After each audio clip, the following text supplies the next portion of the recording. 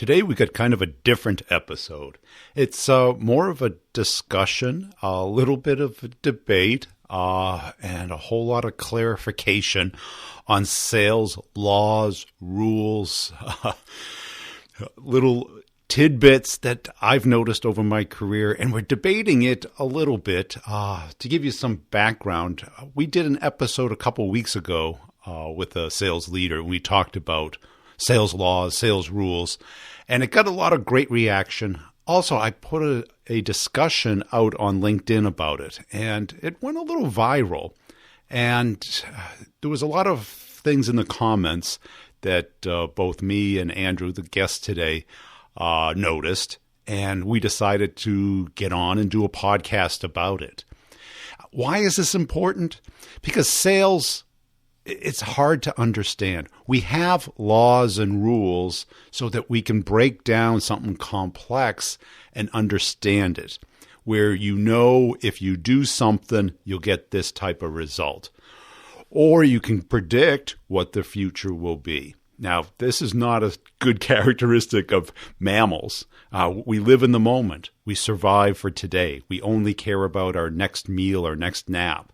We really require a level of maturity, thought, and concentration to think ahead. And laws and rules helps you do this. Now, this I kind of came up with for myself early in my career because I wanted to really remember what happens if you do something, a cause and effect relationship. Instead of being stimulus response, reactive, I wanted to be proactive.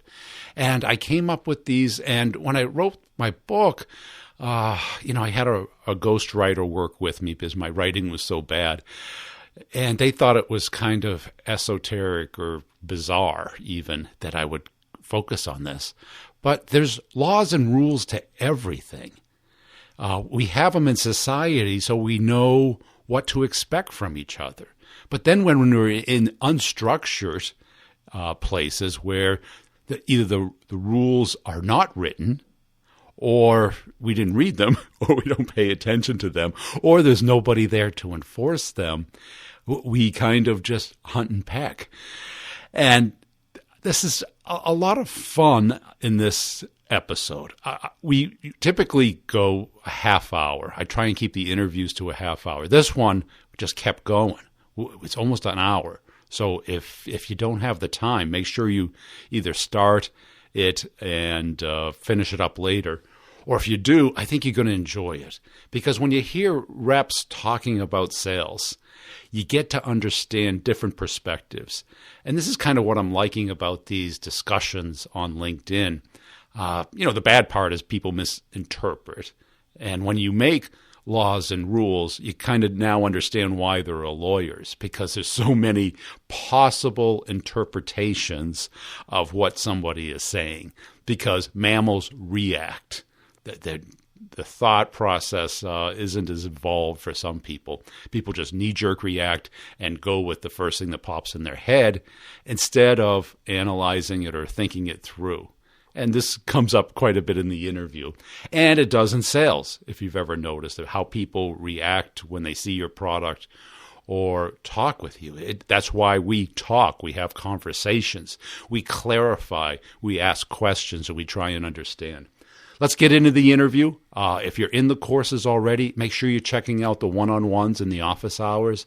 They're turning into pure gold because it's real examples and clarifications and case studies. We just did one I demonstrated 4 of the one-on-ones and the success stories that we had with them. And you get to hear the success that other people are having and where they're getting stuck and how to resolve it. Also, make sure you're checking out our friends over at Co-Video. Video email is crushing it right now. It is a completely great way of connecting with another person. Video is the next best thing to being there. And you get to see somebody's face, their emotions, their sincerity. That doesn't come through in text.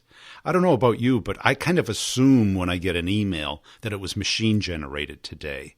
Video, you know it's sincere. You know what the person is coming across as. So go to covideo.com, give it a try, see if you like it, and tell them you heard about it on the podcast. Here we go with the interview. Hey, Andrew, welcome back to the show. Give us a little update on yourself. Hey, Brian, glad to be back. Things are still pretty busy for us. We're doing the quarantine home office situation, but I saw your post about your sales rules and you had a lot of good comments. So I thought we might be able to talk a little bit more about some of your rules, some of the rules that are working for me, and provide some value to the audience. Yeah. Where would you like to start? Did you have one in particular you'd like to top off with? Well, sure. Why don't we hit like the first one you put, which I resonated with, was revenue solves all problems is one of your rules. Yep. And I saw some people in the comments, they're, oh, money won't solve everything. And there's maybe some mystification around what you meant by that. But maybe just asking you, what do you mean when you say revenue will solve all your problems? Okay. Well, when you're in a company and you got a sales team, right, there's always friction unless the company's making its number. Okay. If the manager's making their number, they're pretty happy. If the reps are making their number, they're happy. Okay. The minute any of that goes astray is when the finger pointing starts, because it's never anyone's fault. It's someone else's fault. It's marketing. It's engineering. The product doesn't work. The economy's not good. This is going on or that's going on. And, because I talk to sales leaders all the time and I go, all you have to do is get revenue in.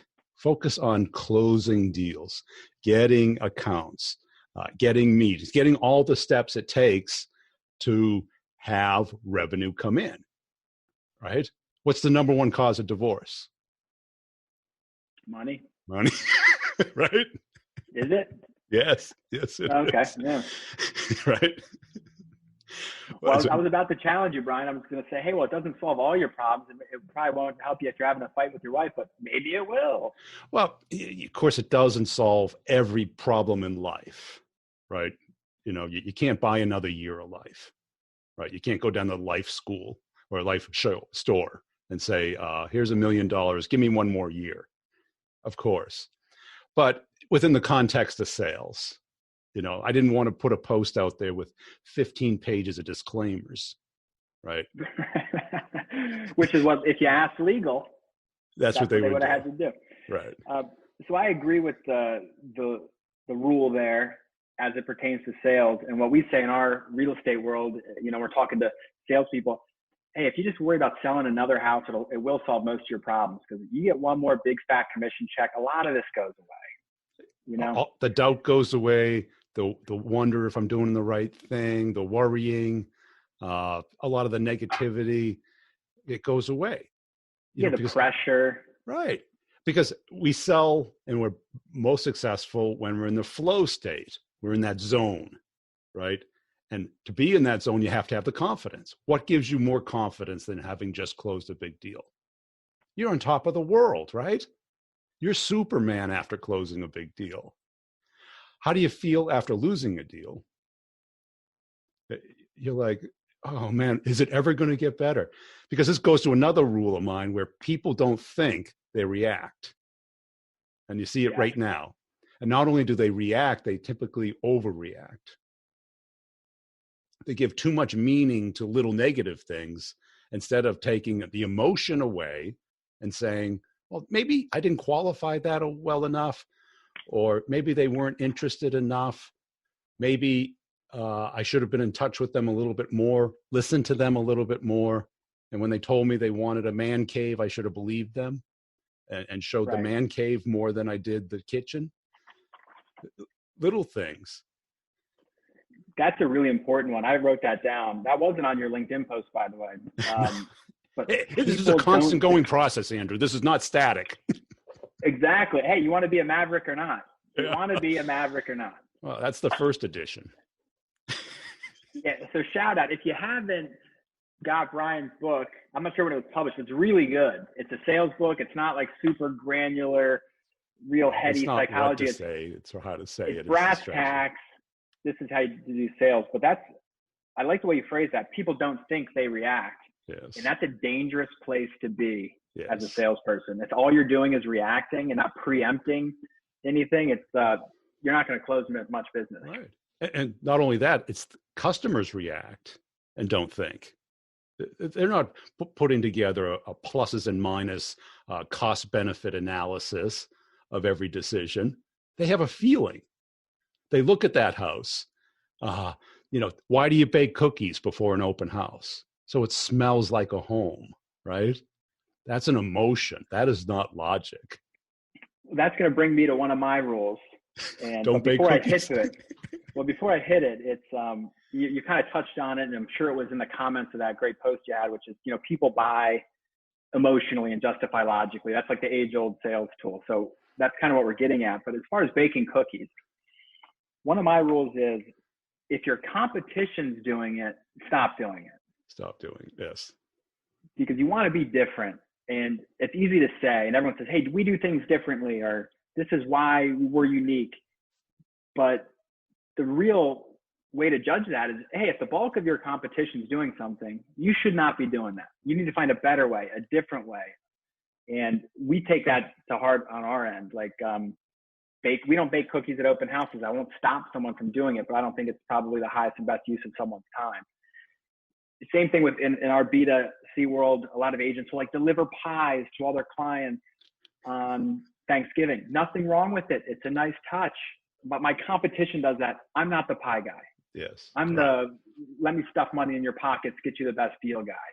But hey, I probably won't bring you a pie. But both are reactions or emotions, and because an emotion is a reaction, it's not a logical process. It's a slap on the knee, your leg moves. You didn't think about it, your leg moves. That's our wiring. And what we do as salespeople, we think business and we talk logically. When you talk about money, that makes the people who earn that money feel good. Right. Yeah. The cookies make them reminded of home. And you're right, because the impact of that diminishes because everyone does it. It no longer stands out. It was probably genius 15 years ago.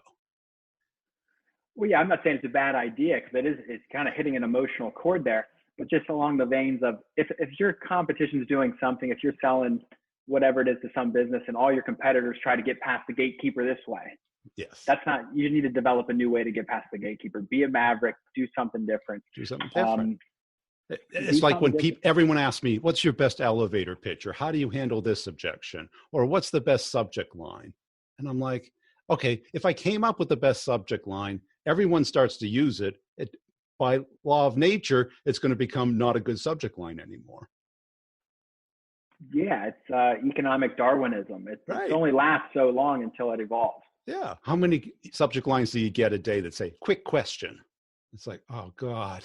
I know it's spam. Quick question, and then there's 13 paragraphs. First of all, it's not a question. Exactly. I have another question for you on one of yours that I liked, which you said, divide and conquer. Now, that can mean any number of things, but from a sales perspective, a sales management perspective, what did you mean by that? Yeah, it's actually divide and concur. And concur. Concur. Okay. Which does get you conquer. Okay. Let's say you're selling a house to a family. Okay. What you want to do is talk to each of those people independently if you can. Because when people are together, there's a unified accountability, a level of protection that's put there. Because I'm sure you've seen it, like when all of a sudden either the husband, the wife, or whoever, even the kids, are off to the side and you're talking to them and they're like, no, there's nowhere near the ballpark. That's going to be an issue. Or the other place was closer to the grocery store. Or this is a little out of our range. Now, would they say that when they're together? No. See, I learned this early on because in B2B, they push you into a meeting. They have too many people there. And you ask a question like, what's important to you? They'll be like, we're not really sure. Why don't you show us the product? They'll flip it back to you. If it's one-on-one, the person will be wide open. Okay, I needed to do this, this, and this, and tell me how it's different than the other guys. That makes perfect sense. Divide and concur. Right. See, I didn't even get that. The play on words. Yeah, so that makes a lot of sense. And in our last podcast episode, like I referred to that as like the cast of characters. You really got to know who's involved in the decision-making process. But the only way to really know what's important to them is to divide. Yes. And get some concurrence, so maybe you can conquer the situation at the end. Right. Because how are they going to make this decision on which house are they going to buy? Is it going to be based off of school district, square footage, build out, return on investment, affordability? One of those things is really going to come to the top of the reason they're going to buy it, that house versus another house. And if you don't know what that is, and you're talking about the size of the man cave or the backyard or the proximity to the baseball park, they might be, oh, yeah, that's good. Thanks, Andrew. Yeah, that's it. And then you don't have the right point to magnify. No, it makes perfect sense. And it's so unbelievably true. And what I've discovered is a lot of times people don't even really know their true compelling reasons to do business, which is why you really got to listen and ask these good questions, right. Divide and concur. They react. They say, the cheapest or the biggest or the one closest to the restaurant we like. But are you going to make the decision off of that? And they're always going to tell you they can afford more than they really can, or how serious are they? Yeah. So that's a good one. Divide and concur. That could be its own like 5-part series on how to do it and the complexities of that. But okay, so I was wondering what you meant by that. Obviously, I wrote down the wrong words because it is a little play on words there, but It makes perfect sense, and you can't miss that one. One of my other favorites is, for me at least, I always say, begin with the end in mind. That's a great one. It's probably someone said in your comments, I'm sure, because you got a lot of really good salespeople on there. But the key for me is it comes back to the primacy recency effect, which is, hey, people kind of remember how things start and how things finish. Yep. And you have to begin each meeting, each interaction with a logical, respectful outcome that you're hoping to achieve by the end of the meeting. Yeah. And if you do that, the other side's going to be really receptive. And hopefully when you pick things back up, it starts well again.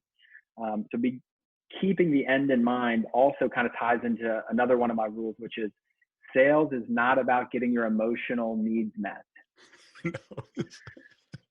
And that's a big one for people. Because, this person said this, or you get in these little fights when you're trying to negotiate this deal, and people want to feel good about themselves and stick it to the other guy. Even if you're 100% right, you do not do that, because you got to keep the end in mind. And the end is going to the bank, not making this guy or girl feel like shit and making you feel good about yourself. Yeah. When I was a manager, I always used to ask my reps, you want to be right or you want to be rich? That's even a better way to say it. Right. That's the better chapter headline. You might convince yourself that you're right, but you're probably not going to convince them that they're wrong. And you shouldn't try to. No, that's not the objective. The objective is to close the deal. Yeah. And even, especially like in your business, the end is, yes, a great deal, but a referral for them to say, work with Andrew, he's great. When anyone asks them, who's a great person in real estate? Oh, Andrew, definitely the go-to person. That's the real outcome you want, because they become your marketing team. Exactly. And that person's worth way more than one commission.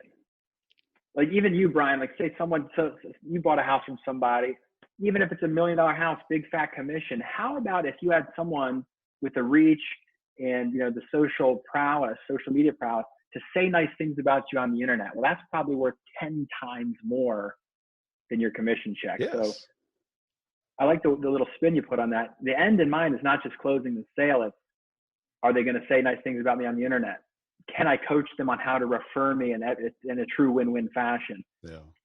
Getting clear on what the end is for you and your clients are really important. So I didn't think of that until just now. That makes a lot of sense. Yeah, because it gets you away from the emotional knee-jerk reaction and gets you focused on the big picture. Because it's Stephen Covey's number 2 principle. And he does a story of, imagine a funeral and it's yours. Who do you want to be there? What do you want them to say? How do you want them to feel? I mean, that's our end. I mean, that's the very end. Yeah.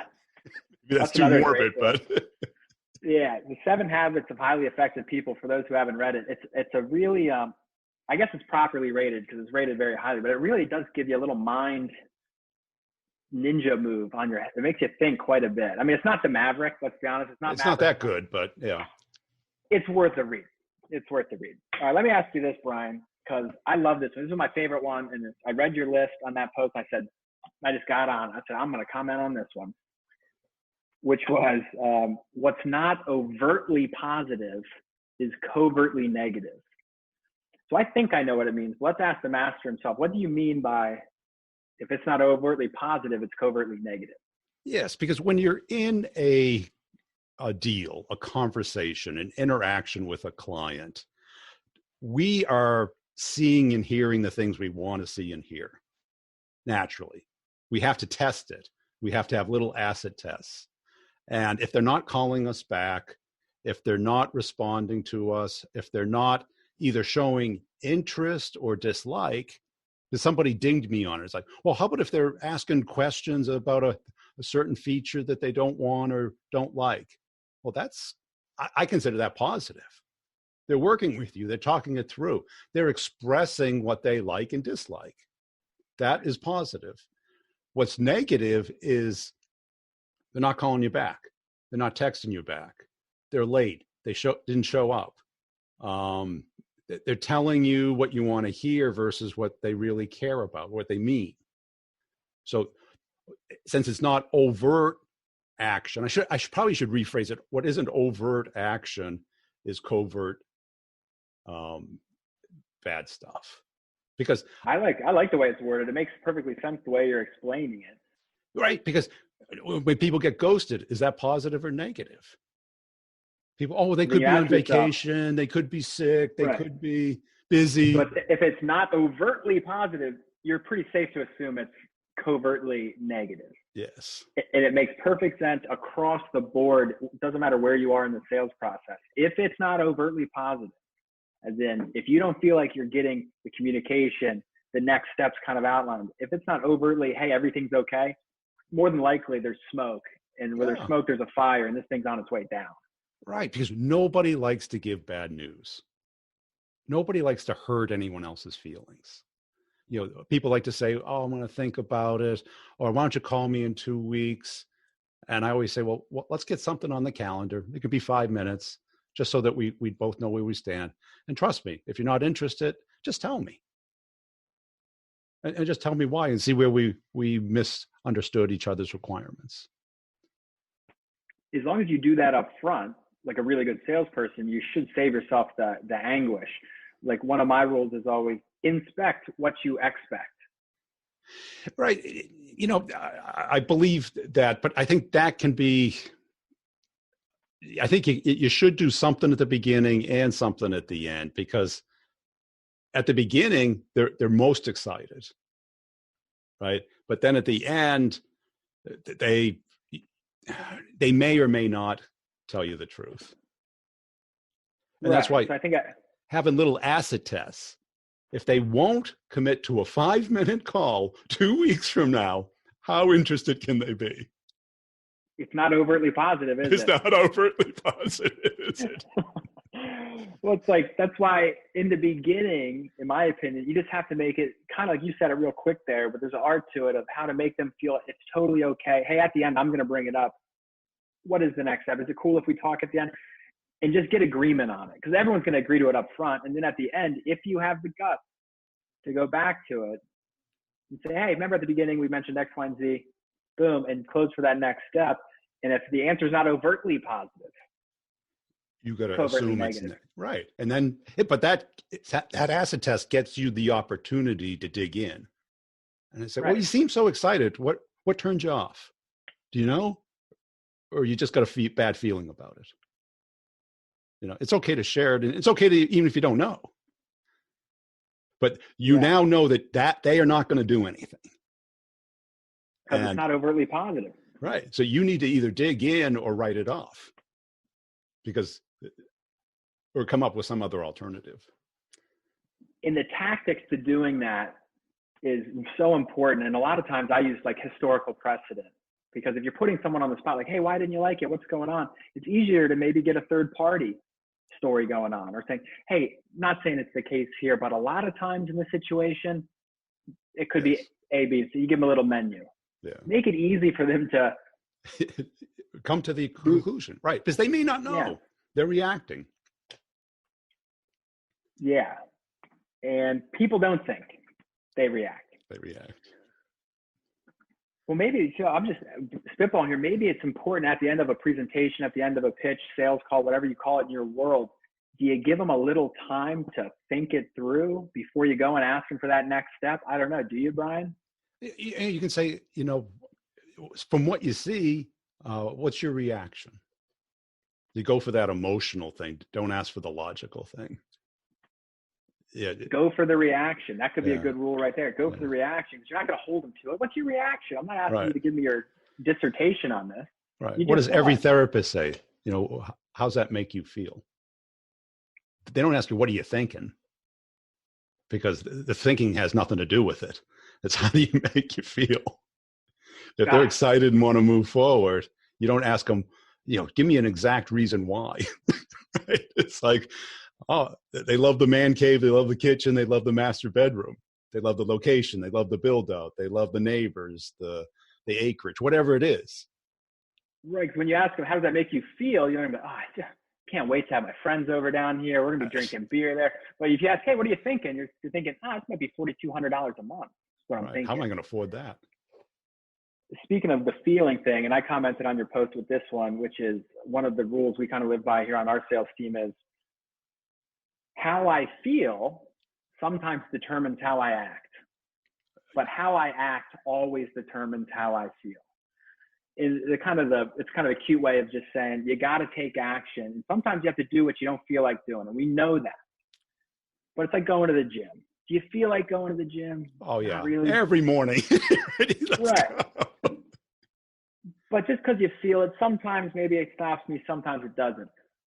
But what you do, the action you take, always will determine how you feel. How do you feel after you go to the gym, after you make your prospecting phone calls, after you have a good meeting? How you act determines how you feel. And that's just more of a mindset piece for salespeople to just wrap their head around, if you want to feel good. Right. And because I'm a runner, and the first 20 minutes of every run, what's going through every runner's head is why I should stop right now. My ankle's a little sore. It's raining. It's a little bit colder than I'm used to. I really do have a lot of work to do. And that's why I always run as far away from my house as possible, because then I have to come back and I don't want to walk. That's so funny. I find it the same way. Every salesperson, for the first 20 minutes, they're making their follow-up calls or doing the thing they know they should do. They're coming up with reasons why they don't have to do it. Yes. I already got my number. I'm probably going to hit my quota anyway. They're not going to pick up. Maybe I'll send an email. Maybe I'll connect with them on LinkedIn. Well, let me ask a bonus question, unrelated. You're a runner. You're in your neighborhood a lot, filming some content. Are these little video vignettes you're doing, are those pre-run or post-run, or is this a separate pre-dinner walk activity? They're definitely pre-run. Pre-run. Yeah, you don't want to see me post-run. What happened to you? I'm sweating, limping, out of breath, red-faced. Well, it's for people out there thinking about creating content, which is why I'm drawn to a lot of the stuff you do. I'm like, this guy's constantly putting stuff out. It's a good little routine to have. Hey, before I go on my run, you're outside, you're in nature. If you feel it, you pull it out and you hit it. If not, whatever. Right. Yeah. And that's it, because when you're moving physically, your brain starts to work. The blood's moving. And, I always think about sales as kind of my thing. And I always try to find a counterintuitive point to get people thinking. And what disappointed me about that post, though, and get your opinion on it. There was a lot of platitudes in there. It's all about relationships. It's all about attitude. It's all about whatever. And it's like, no, that's a platitude. That's not a rule. Right. It's all the cliches. And Yeah. that's why I reached out and said, we need to talk more about this, because every single sales post ever, you're going to get the basic platitudes. But when you unpack these rules a little bit, like I'm learning right now, like that divide and concur, like that's a big step. Like you might want to like really listen to that. That's an art in how you do it. And it's going to be different every time, but just knowing, just being consciously aware of that's a step that you're probably going to have to take. You're a lot better than being unconsciously incompetent. Right. To hit that. Yeah. Because if you take the platitude or cliche and say, oh, it's all about relationships. Well, not really. I mean, I'm sure you have siblings and family members. Are they going to buy a house from you right now? No. And when I do, I give them the commission back anyway. It's like they're great to work with. I don't get paid. Yeah. And, and a manager once hammered my boss on this. He goes, if your brother worked at that account and he doesn't have the juice to get the order done, you're not going to get the order. So the relationship is part of it. And I think too many people try to so oversimplify sales. It's a numbers game. It's all about insight. It's all about process or strategy. No, it's a performance, right? Your point about how you act, because I'm sure you've had great sales calls, mediocre sales calls, and lame sales calls, right? But you're the same guy. It might have been because of them. It might have been because how you felt, the weather, the house you had, all these things. It's a performance. It's true. I forget where I heard it, but it resonated at the time where someone said, hey, sales is like a Broadway play put on by a psychiatrist. And it's true, because you don't know what you're walking into sometimes. Like if I'm trying to sell Brian something, I don't know if he's having a good day or a bad day, or what his portfolio just did. Or you really have to be adaptable and inquisitive on that. And a lot of that, if you've made it this far in sales and you're watching this type of content, you're probably naturally pretty good at it with the EQ versus the IQ portion of things.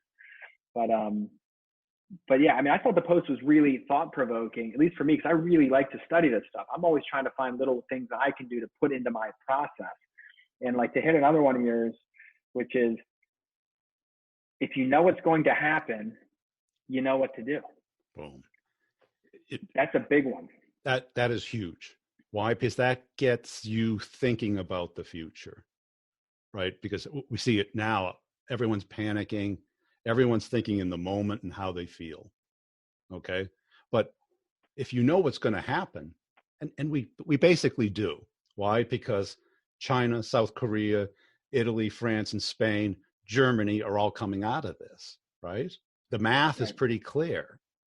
The pre-existing conditions and your likelihood of getting it and how your body's going to respond to it is mathematically determined. But you have the control over what you do and how you react. So you can panic and sell all your equities and hopefully buy them back at the bottom. But you got to know the bottom. And I put a post out. It was my most popular post where I told CEOs not to lay anybody off, especially salespeople. And I made my argument. This is temporary. You spent all the money training them. They're revenue generating. Look for other alternatives. By the time you realize that they're gone, you're going to need them back. And they're going to go to your competitors. So you know what's going to happen and you know what to do. And that might be different in the industries that won't come back as fast, that will take months and months. But most, it's going to take a month and a half, 2 months. If you know what's going to happen, you know what to do. And I think that's really important too in the sales world, is if you can show your prospect what the next step looks like and paint a really clear picture of how this solves their new problems and stuff. If they know what's going to happen, they'll know what to do. It's like that. It's so true on so many different levels. It's like basic human psychology. Right. If people need that certainty. And if they're certain on what's going to happen, of course, they're going to know what action to take. I think it's our job to just illuminate that path a little bit for Right. people, because they don't think, they just react. They just it all react. ties together. Right. And if you've got a buyer who only cares about return on investment and has a 5-year time frame, you want to sell them the thing that's going to give you the highest return and explain why. Because they're thinking ahead. People who are thinking in the moment, oh, we just had another kid, now we need a house, right? Okay, you're going to need this, but when you retire, what's your long-term plan? How long do you want to have the house? Is this a 5-year house, a lifetime house? Because that all matters. And people are not good at thinking ahead. That law or rule gets you thinking ahead, right? Because Exactly. the inverse of it is everyone says, I knew that was going to happen, right? Right. Yeah. And I got a friend that I talked to about like what's going on now. And it's like, okay, this is what they're going to do. They're going to start cutting the hours of the grocery stores. They're going to cut down how many people can be in there.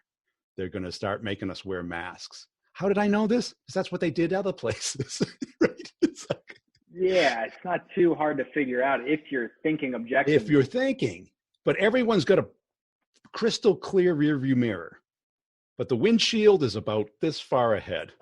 Our next meal, our next nap, our next day. That's because we're mammals.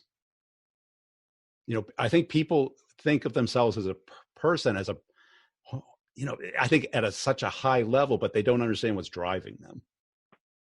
Yeah, that limbic brain is in all of us. Once you're aware of how fallible all of us are, you, me, everybody, right, it changes the game, which is why I love sales so much, because you don't have to be a supercomputer at Goldman Sachs to compete on these trades. You're working with other people and it's limitless. Right. And that's it. And people think it's like 90% prefrontal cortex. It's just the opposite. It's 10% prefrontal cortex, 90% your little reptile brain, which is reactive, short-term, survival oriented. Okay. Right. Fight or flight. Fight or flight. Or freeze. That's actually it. It's freeze and then fight or flight. Right. And that we got to realize that with clients.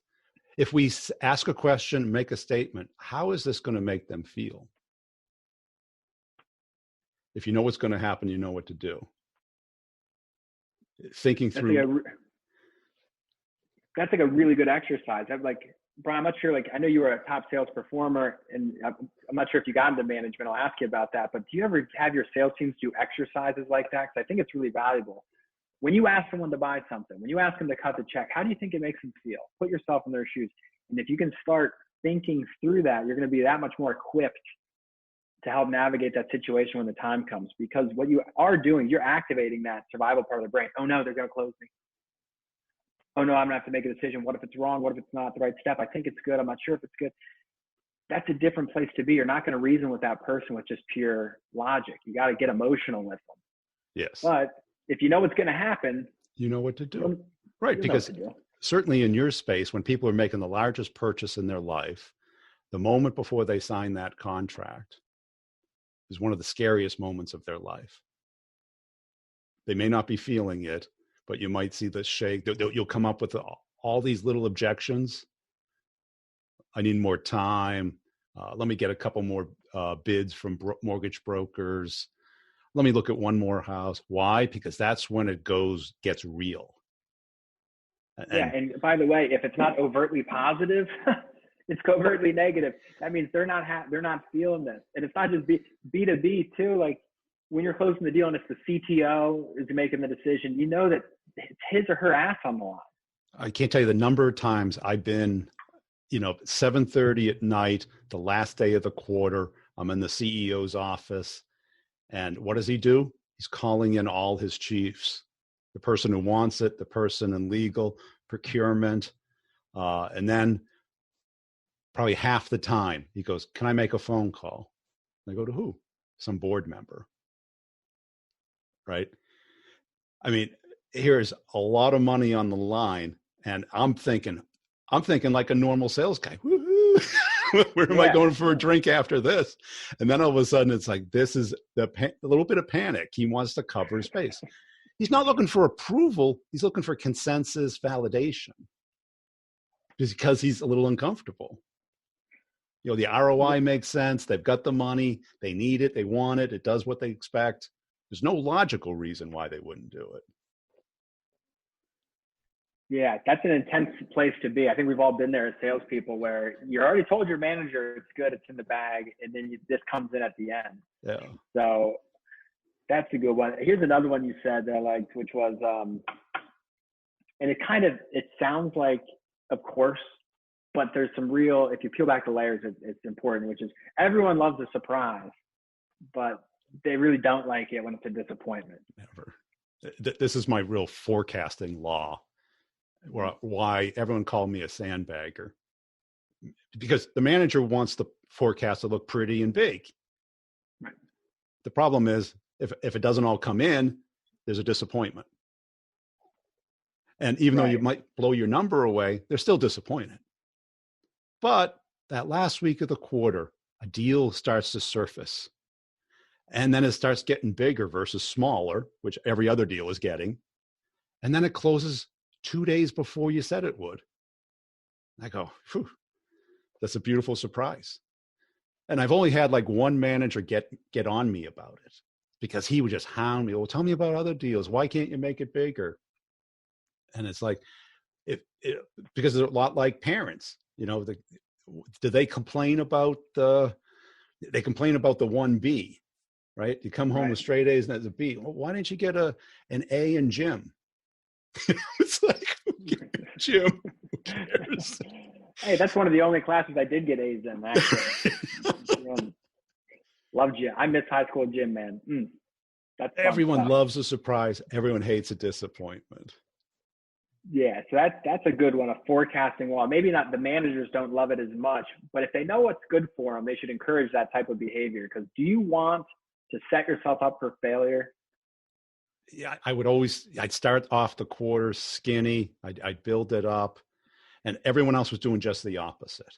They would put 300% of pipeline in there, and then disappointment. And the manager would go, well, I got to go help them close that deal. I kept the manager away from me so I could close the deals, right? Oh, yeah. I was always that way too. Like I really prefer to be left alone. The best story is I had this $2.5 million deal, largest deal in the company's history. It was iffy at best. And we're going up against the end of the government fiscal year. And I had it on the forecast for $200K with 30% likelihood. So 200, so 1/10.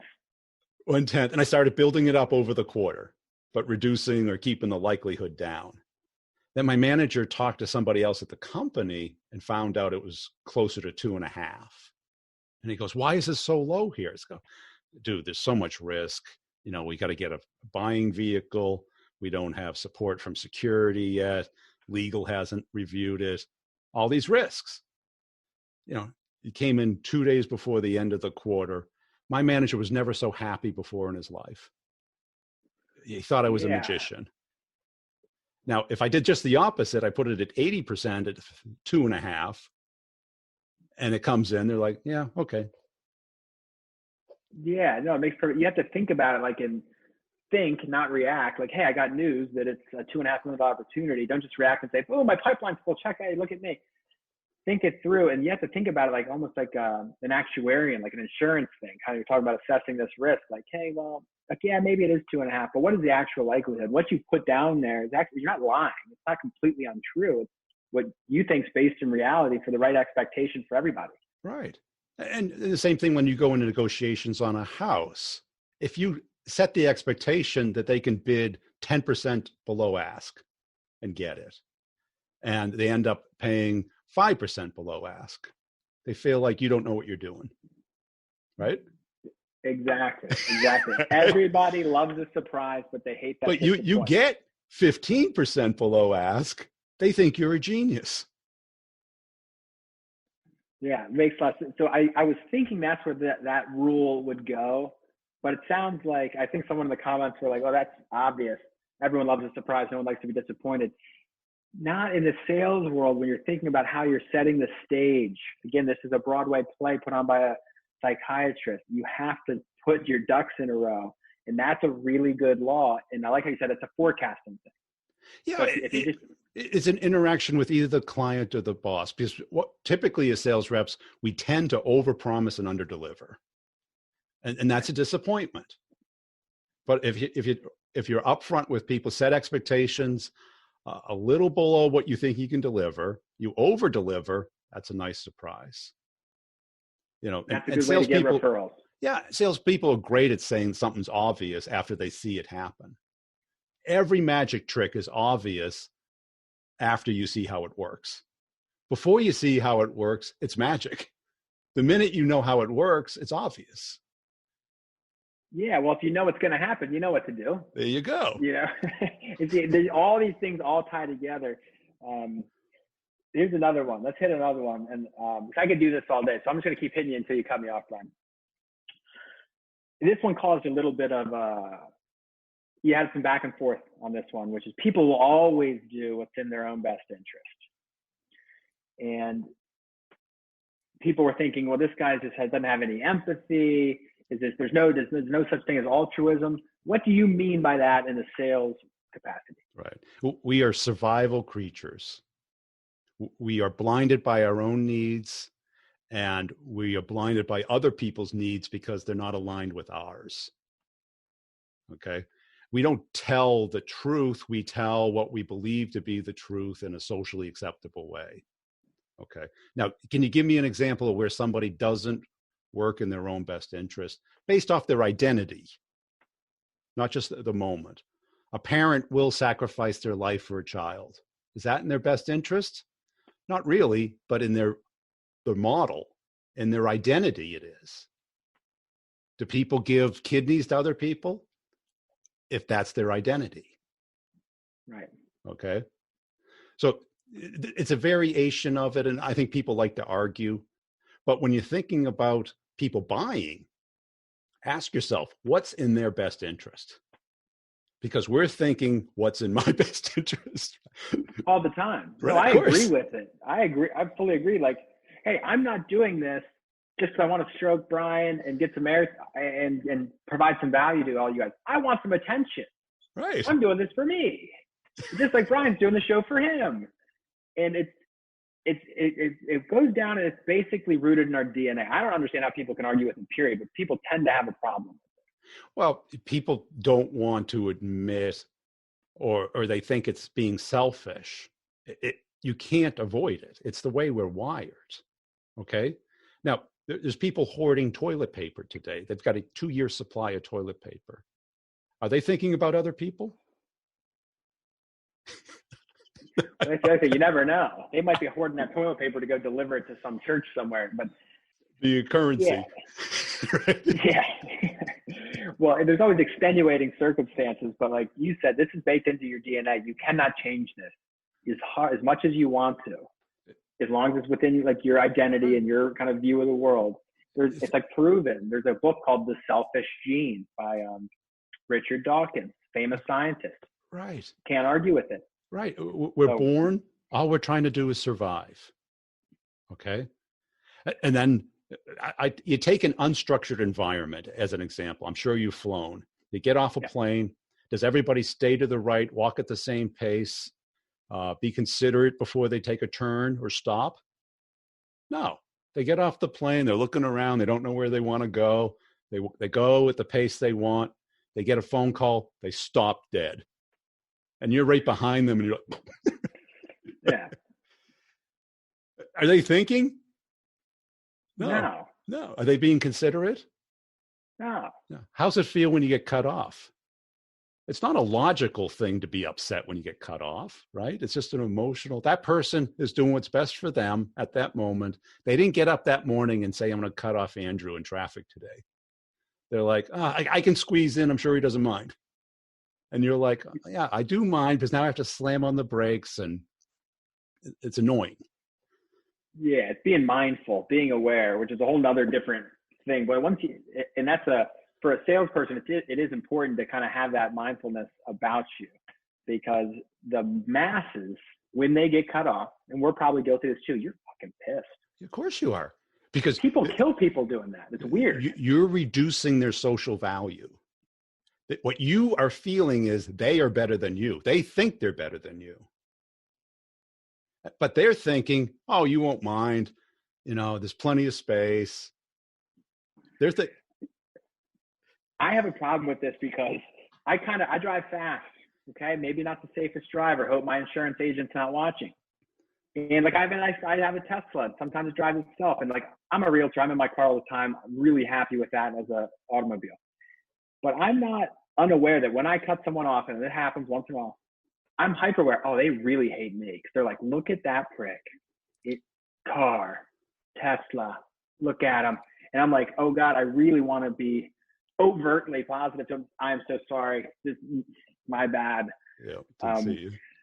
But bringing it back to the sales world, how does that work in sales? Like, if you want to be a great salesperson, all the way from prospecting to closure. Okay. Why is somebody going to talk to you?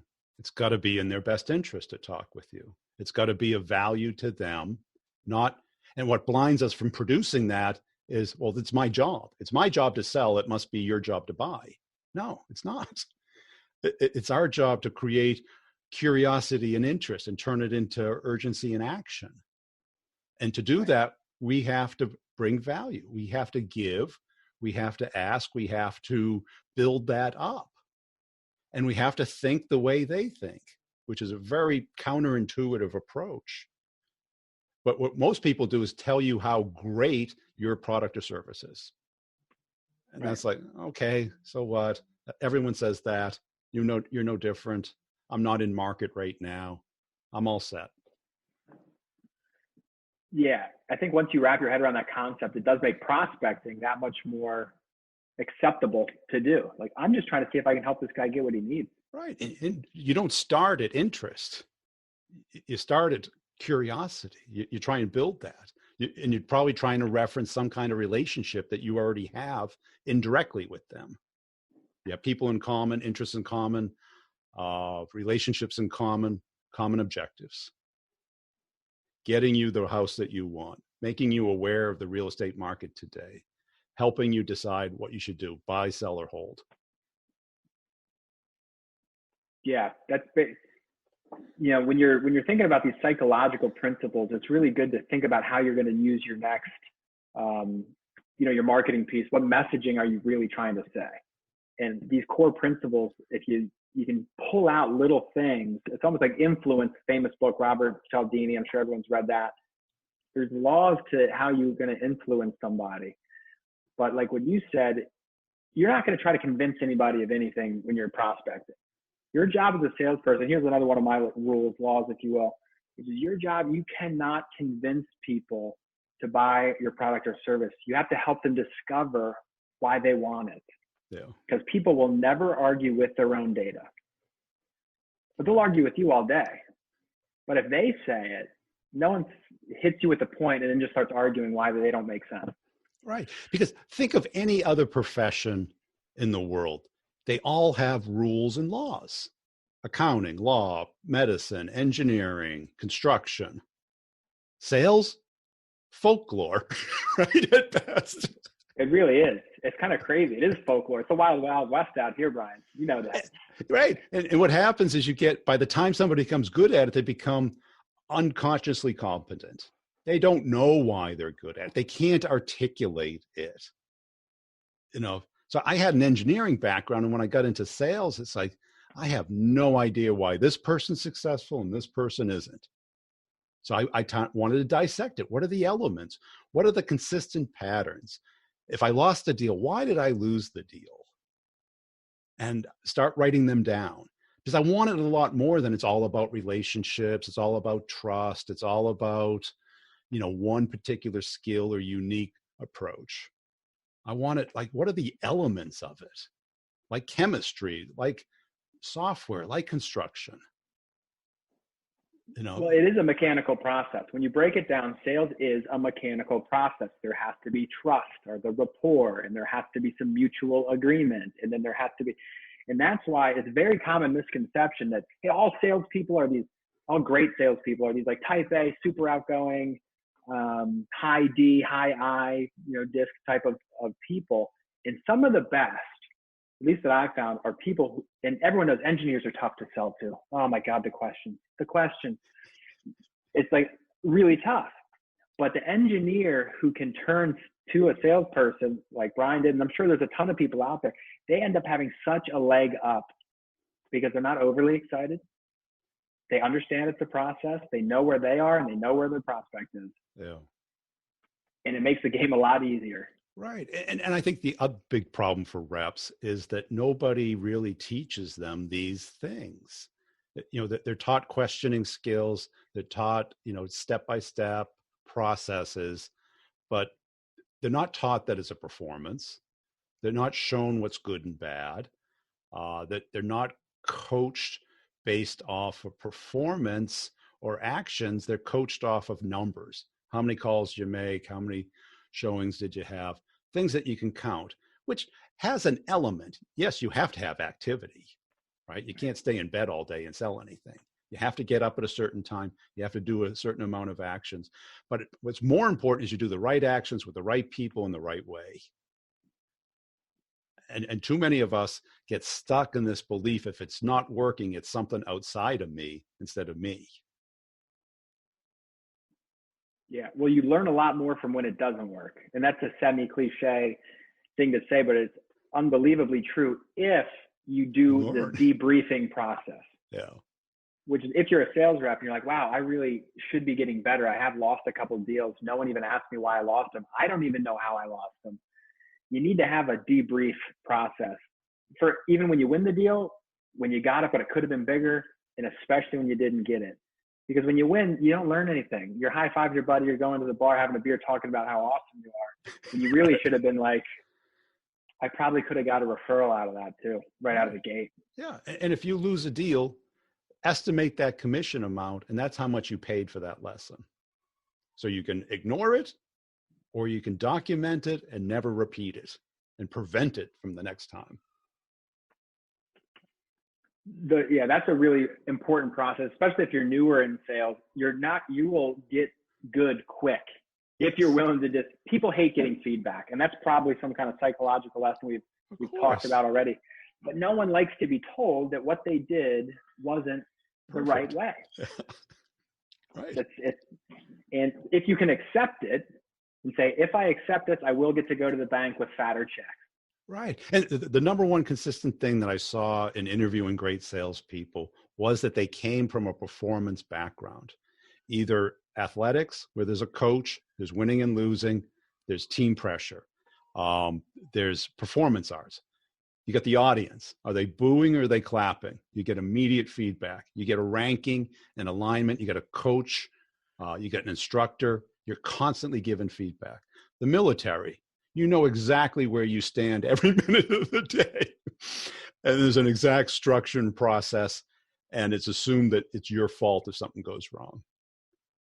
Now, if you've been a wallflower and you haven't had any feedback and you've been off to yourself and you're shy about that or sensitive to it, it's going to be a hard journey. Yeah, you get broken. And it's okay to get broken.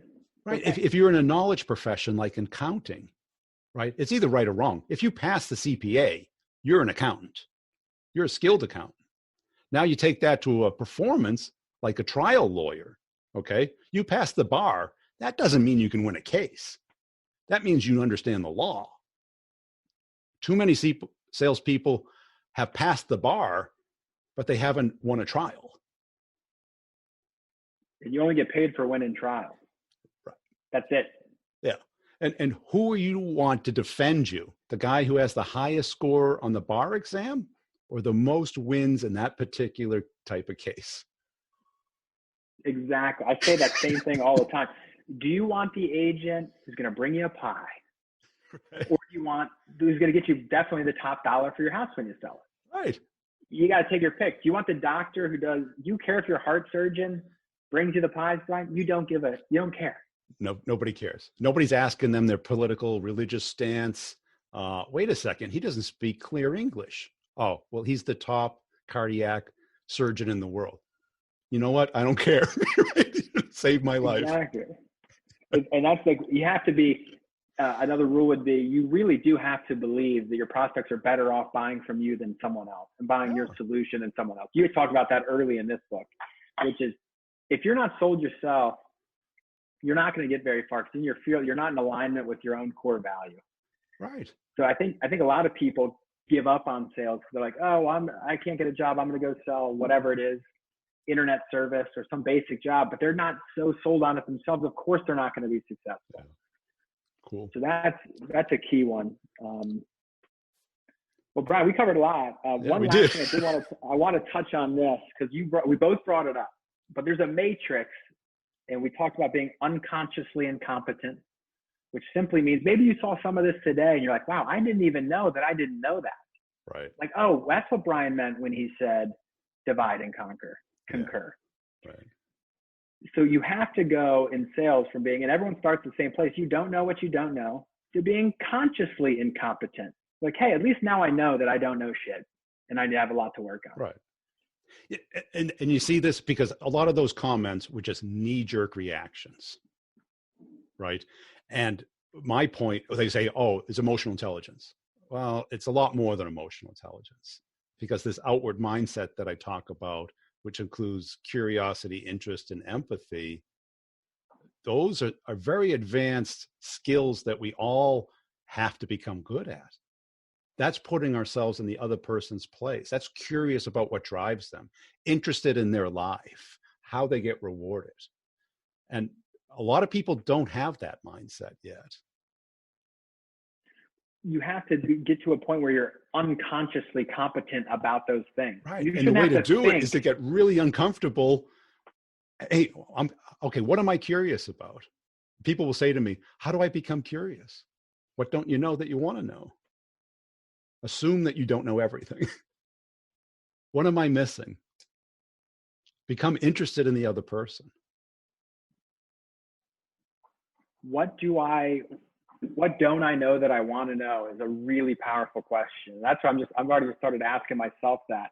And it's stuff like this that we're talking about that, thank God I got interested in it at a young age. It's allowed me to do pretty well, and it's going to continue to propel my success. So, Ryan, I'll just say, really appreciate you keep putting out the content. Thanks for letting me come on and share. I got a ton of notes. I'll whenever this episode comes out, I'm going to write down all mine and just put a comment in there and give a summary of my take on some of yours. But my final rule is this: it's autodidact or bust. Autodidact is a fancy word that means you have to teach yourself. Yes. You're a self-learner. If you want to make it in this business, you better be, no one should have to pull and drag you up and say, you should learn how to get better. It's on you. And it's all there. YouTube, everything's there. It's 100% up to you. And the thing is, it never ends. I've been doing this 35 plus years, and I think I've learned more in the last 2 than I did in the last 20. I've been a student of it. And now the more you learn, the more you understand what you don't know, which does become compounding, so that you start building off of it. The B player trap is the know-it-alls, the knee-jerk reactions. It's just about relationships. They're not learning. They're not open. They're not wondering what they don't know. So they're not getting better. They're Groundhog Daying it, waking up every morning listening to Sonny and Cher and hitting the alarm clock. They're living the same day and year over and over again. And if it doesn't go well, it's someone else's fault. It's so true that there's the line in sales, which is, hey, this guy's got 20 years of sales experience, but really he's got 1 year of sales experience 20 times because he didn't compound. And it's so true. And this is another one of these little brain tricks, but it is true, which is the more you know about something, especially something vast like sales, because human psychology is what we're talking about, in communication. The more you know, the more you realize you really don't know. Right. And it compounds that way. I think like Neil deGrasse Tyson talks about that all the time with physics. Like the more you understand about the solar system, the more you really know. It's just the beginning. We don't have it. We don't have it. Hey, I appreciate your time today. Where can people go to connect you? I'm on LinkedIn, Andrew Undum. I've been posting a lot of content on Instagram. That's what us cool millennials do. I'm at Undum. And again, always happy to help. Yeah, but nobody in. wants to see your bikini pictures. Oh no, I throw up a lot of real estate content with my Oh, I little see. cool logo. Yeah, yeah, and sometimes my kids. I'm not. If you heard any shrieking through my microphone, I got 2 kids at home, so I'm gonna go take care of them, and I'll know where I stand with my wife. If it's not overtly positive, then I'm back in the covertly negative.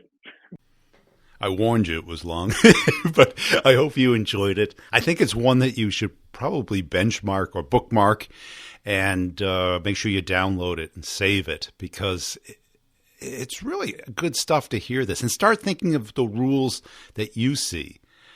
And when something goes wrong, see if there's a rule that either already exists or one that you can construct so you can prevent it from happening again. I have found this to be an incredibly powerful tool in both my selling and in helping other people understand how sales works and to get them out of the current moment and think ahead. Because in the complex sale, it really is strategy. It's pretty much up there. We tend to think that sales is just personality, that it's just relationships or just hard work or just having the best territory in the product. All of those things contribute. And I think we do a disservice to ourselves by making it either too simple or too complex. Without the rules, you don't know how the game gets played. And when you do that, you kind of don't see the things that you should be seeing. To update everybody on the courses, the one-on-ones have been crushing it. Having enormous success and start the conversation, get the meeting. Can you think of a more powerful skill to have in sales? Because I see people, doing hundreds of dials a day, burning themselves out, and not becoming passionate about hassling people, hounding people. 16 touches in 16 days is not the way to start a conversation and get a meeting. We got to understand that these are people on the other end, not just personas, not just decision makers. And are they really going to go from not knowing who you are or what you do to being interested? Does anybody really want to hear the pitch? We are assuming that just because we need to get meetings that they want to meet with us. And now today we're just blaming other things. And I get it. It's hard. I empathize with that. But people still want to talk. We had the story last week about somebody getting a response from a Fortune 100 CEO within a half an hour. You don't do that with a pitch. What I've come up with is a systematic way that scales. And people say, oh, it takes long. It takes longer than just the cold call and the pitch, but that's under the assumption that they pick up the phone. If you take in the total amount of time, it's faster. And you start at the stage of another human being instead of a salesperson. Because once you get put in the sales rep zone, everyone kind of categorizes you as that. You can't really get out of it. So why even start there? Start as the human being. And this isn't social selling or some gimmick. It's basically a process that I came up with when I started my own company. And how I used to close the VP of sales on the training of it is, well, let's take a step back. How did I get this conversation with you? And he goes, what do you mean? I go, I didn't cold call you. Here we are talking about you and what you care about. Did I pitch you? He goes, I'm not sure I remember. We did this and that and this. And, oh, the light came on. It goes, yeah, I never felt like you were selling me anything. I go, I wasn't. I was talking with you, talking about the problem that I solve that you have. And now let's solve it for your clients. And all of a sudden the light went on and I started using it as my close. And I'd get a sign up immediately because he never felt or she never felt that I was selling them. It's conversing. This is what we do in the real world. Why can't we do it in the electronic world or the digital world? Start the conversation, get the meetings. A game changer right now because it's working. And when you hear in the office hours the success that people are having and the light bulb comes on, and all of a sudden I go through each step with each case study and the people are on the office hours validating it, and you get to listen to the one-on-ones where we walk through it step by step by step and kind of jump over the speed bumps and soften them out. The other course, Closing the Complex Sale, is now that you've got a deal moving, you've got somebody interested, how do you take it from that interest to closure to referenceability? And what are all the elements to it? How do you speed it up? How do you have direction, momentum, and control over the deal and have some predictability to it? Well, why not leverage the 25, 30 years of my mistakes so that you can learn from them? You can learn about both courses by going to b2brevenue.com and sign up, or you can schedule a 15-minute call with me where we can talk over if it's a match for you. It's targeted at B2B, business-to-business salespeople who want to make more money, want to learn how to sell better. That's the real process. You become the silver bullet, your process, your skill set. And since it's a performance profession, we can all get better. I've gotten better probably in the last 2 years than I did in the last 15. Why? Because I've been helping other people, which forces me to look at my own process and to modify it and eliminate the sticking points. And when you start to teach people this daily, all day, you start to find the nuances and the better ways of implementing it and scaling it and outsourcing it. So that's it. Hey, I really appreciate everybody listening. If you see my content on LinkedIn, I really appreciate it if you give it a comment, like, or share. I'm kind of running out of connection requests, so I'm trying to delete ones that aren't great connections so I can make room for new ones.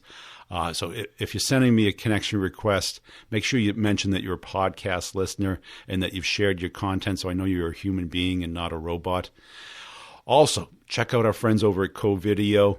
Really appreciate their support. This great company, great team over there.